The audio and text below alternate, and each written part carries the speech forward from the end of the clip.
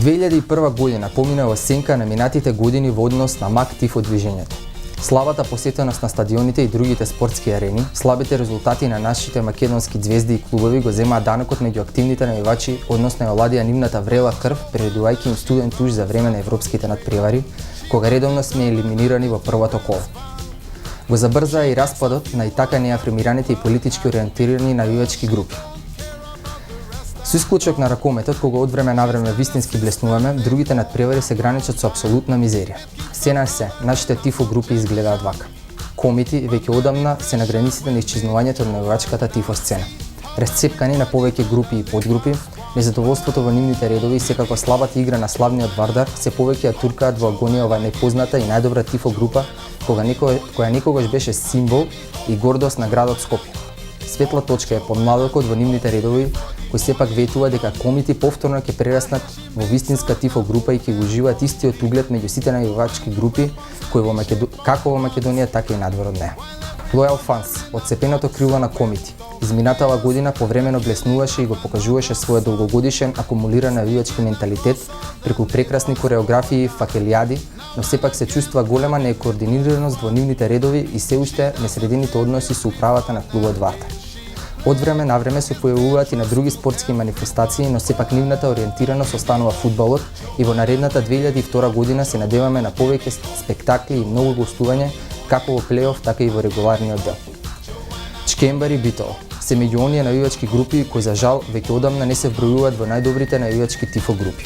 Единствена светла точка е нивното навивање за ракометниот клуб Пелистер, кој не може да се замисли без нивната поддршка и добрата атмосфера.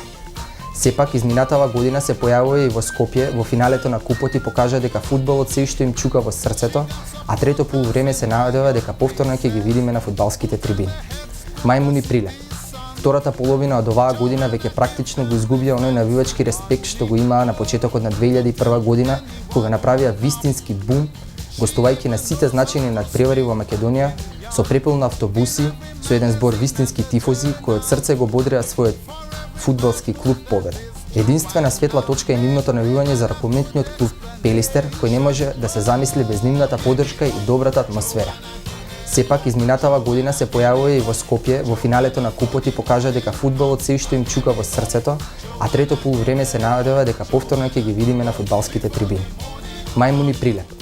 Втората половина од оваа година веќе практично го изгубија оној навивачки респект што го имаа на почетокот на 2001 година, кога направија вистински бум, гостувајќи на сите значајни надпревари во Македонија, чудото во македонската лига, со најголем подем во изминативе години, полека почна да се вклопува во сивилото на МАК Тифо сцената.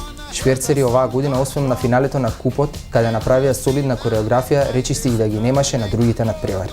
City Park Boys се едни од поорганизираните навивачки групи во Македонија, моментално со многу добар развиен маркетинг, што е реткост кај нас. Имаат неколку видови шалови, блузони и мајци, како и многу други навивачки реквизити.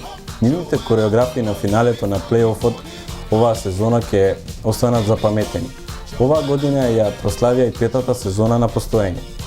Кумани, конечно после 2 годишна абстиненција, се појавија на македонската тифо сцена.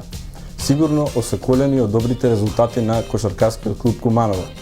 Меѓутоа, не треба да се бодри клубот само кога победува. Вистинските навивачи треба да бидат тука и кога му е најтешко на клубот. Па се надеваме дека нема повторно да исчезнат од МАК Тифо сцената, како и што наедно се појавија. Тука ги потикнуваме да продолжат со својата работа на подобрување на својот имидж. Уште можеме да ги споменеме и Ајдуци и Струмица, кои од време највреме ќе се појават за потоа да исчезнат. Другите навивачки групи за жал во Македонија одамна ги нема.